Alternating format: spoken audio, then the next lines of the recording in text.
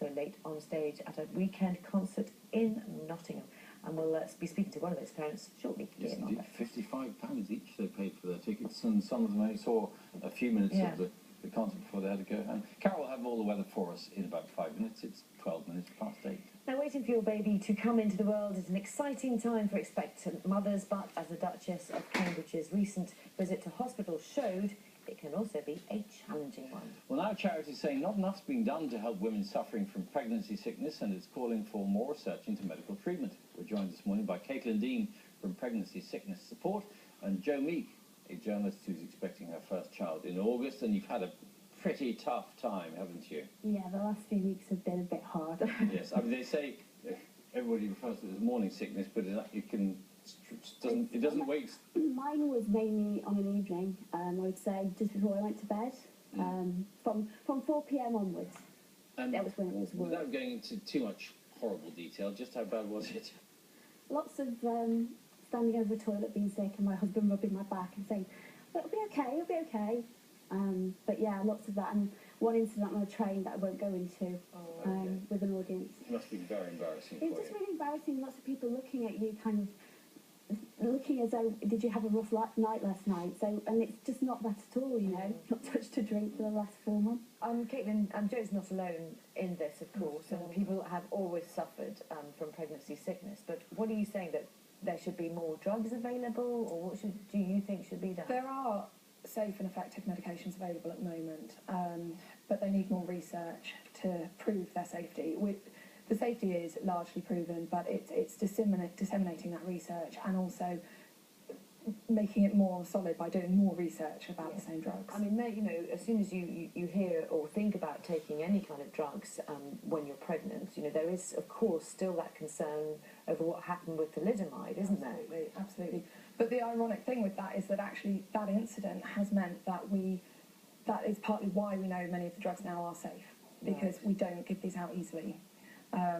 You know, the research that is done is very thorough, and there's been some excellent research out in the last week about one of the drugs which is frequently refused in this country. So did you seek medical help when it got really bad, Jo? Yeah, it took me a long time though. I think I spent at least 7 weeks just coping and thinking, well, I should be able to cope with this. And then I gave up and went to my doctor, and actually my doctor was brilliant. He just said, a dehydrated mom is not good for the baby, and he prescribed me a drug called cyclizine, which helped within, I'd say, 48 hours. Did you worry about taking it? Yes, and I did some research around it, and I actually found the pregnancy sickness support website, and that really helped me. But I have to say, there's not that much information out there. I don't think, you know, you really have to look hard for it. And rather worryingly, Caitlin, a number of women consider terminating their pregnancy because it gets so bad. I don't know if they sometimes do they? Yes, women do. They are much wanted babies, and it's not a decision that any woman takes lightly. Often the case is not so much the woman wanting to terminate as the doctor refusing to treat her with the medications, and most women that we come in contact with who have terminated haven't been given all the drugs available. Why would they do that? That's a very good question. One of the pieces of research that we're launching at the moment is to look at healthcare professionals' attitudes, understanding of hyperemesis gravidarum and their attitudes towards treating it, and why they're so scared of treating it. Because, you know, to not be using medication, which there's lots of research about in favour of terminating, is a very sorry state of affairs. Really. And I know that you suffered it badly, did you? Yeah, two pregnancies?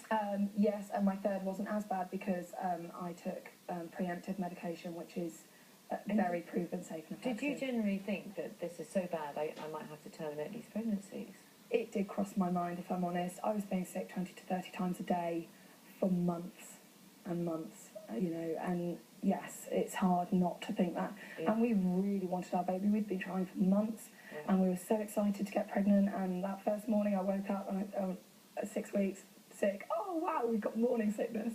I think there's such an expectation on women as well, you know, when you get, I've tried for months and months to get pregnant, and the joy at seeing that positive sign on the stick, and then 3 or 4 weeks later to feel so rotten, and I've never felt as ill in my life before. It kind of hits you quite hard, and I think there's a lot of guilt around it as well. I felt incredibly guilty that I couldn't cope with this. I suppose there's also the people may say, well, it happens to everybody, you'll get over it. Yeah, that's so unfair. It's on a spectrum. You know, some women don't have it.